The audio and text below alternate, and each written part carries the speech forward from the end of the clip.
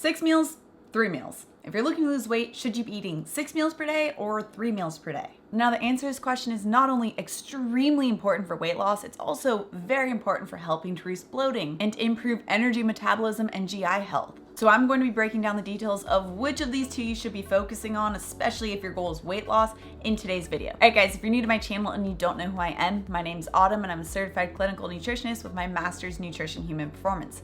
On my channel, I'm typically talking about the science-backed and holistic methods that you can use in order to achieve your wellness dreams. So if you have a wellness goal in mind, make sure you subscribe. Okay, so let's start off with 6 meals a day. Now, the theory that 6 meals per day is going to help you achieve a weight loss goal really relies on two things. First is that it will make you less hungry by eating more often. And second is that it will increase your metabolism by constantly eating. But both of these really just boil down to the idea that you're going to be eating less calories in order to achieve your weight loss goal. So to address the first factor of satiety and feeling less hungry or just feeling satisfied throughout the day by eating 6 meals per day, eating more often ironically does not actually help you feel full. Because in order to eat more often, you have to inherently make your meals smaller, especially if you're pairing this with a calorie restriction type of protocol. This means less protein, less fat that you typically have at a normal size meal. And protein and fat are both needed for increasing the satiety hormones or triggering those satiety hormones, peptide YY and CCK. So by eating more meals, you're inherently eating less protein and fat at that meal, which means you're never fully triggering those satiety hormones and you're always going to be slightly hungry. And that's a best case scenario, if not ravenous all the time. And contrary to very popular belief,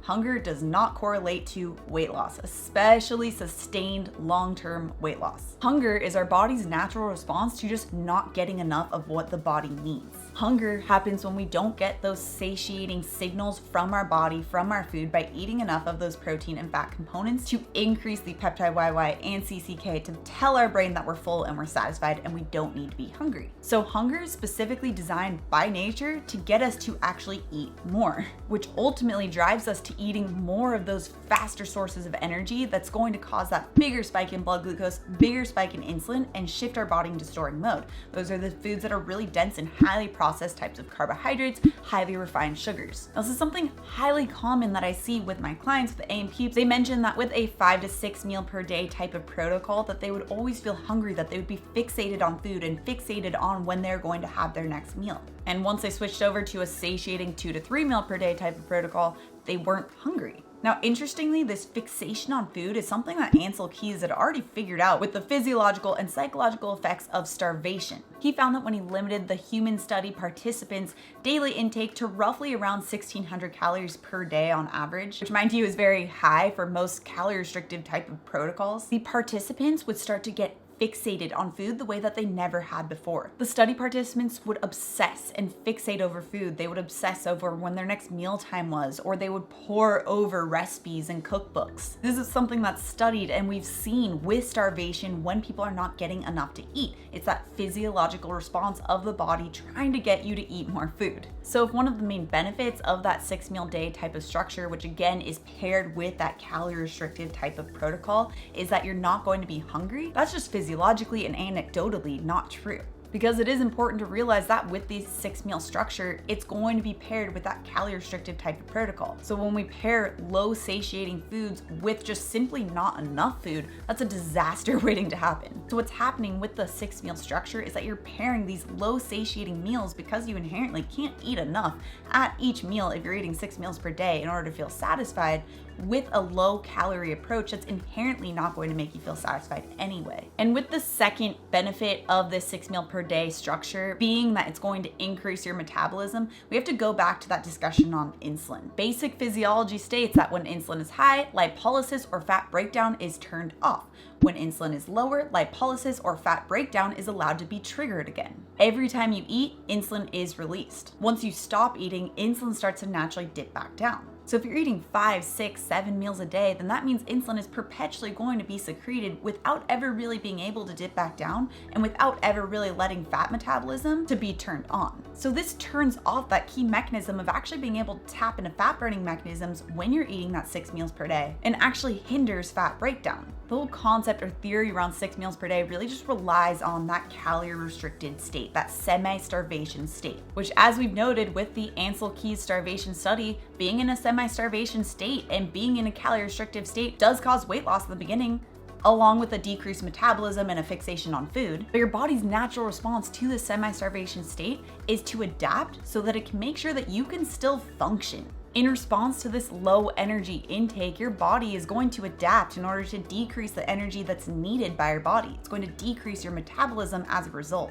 not increase it. This causes someone who is following a calorie restrictive type of diet protocol to then further have to decrease your calorie intake to see the same result and to break through a plateau. And you can only continue this cycle for so long of your body continuing to decrease your metabolism and you having to eat less and less and less in order to beat that. And just like many people have experienced in the past, using this method, eventually your body will give in and give into the need to eat again, because that is what your body is designed to do.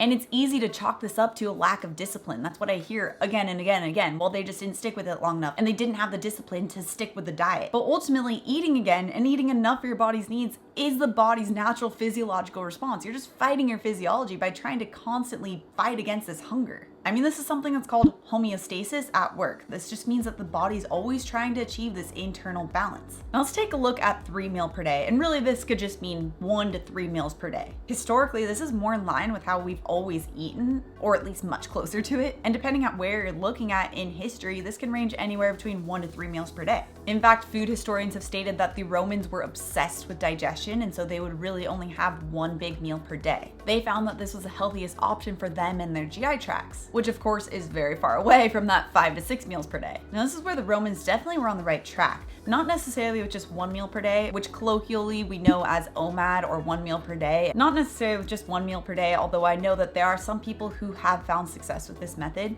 but just by limiting the number of times that you're eating per day and making sure that you're actually eating enough for your body's needs when you are eating. What we now know is that our body has something called the migrating motor complex. This is essentially the cleaning crew of the GI tract. Helps to flush out left behind food and bacteria that was within your GI tract, and it's stimulated only by not eating. In fact, the entire process takes around 3 hours and 45 minutes to complete 1 round. And if you eat something during this time, it's going to stop the migrating motor complex, stop that cleaning of your GI tract in its tracks. So by eating that 5 to 6 meals per day, it's actually making so it's inhibiting a very crucial natural part of our body, which is that cleaning crew of our GI tract, because you're never really able to get that 3 hours and 45 minutes in between meals to get that sweeping sensation of getting out that left behind food and bacteria that could lead to bloating or GI issues from your body. Now, in terms of how the body uses energy when you eat 1 to 3 meals per day, by eating 1 to 3 meals per day, it means that you're actually able to eat a full and satiating meal that's going to turn on those satiating hormones, peptide YY, CCK, and tell your brain that you're full. This, of course, means that you're going to be full and satisfied, but it also means that your body is going to allow itself to have these breaks between meals,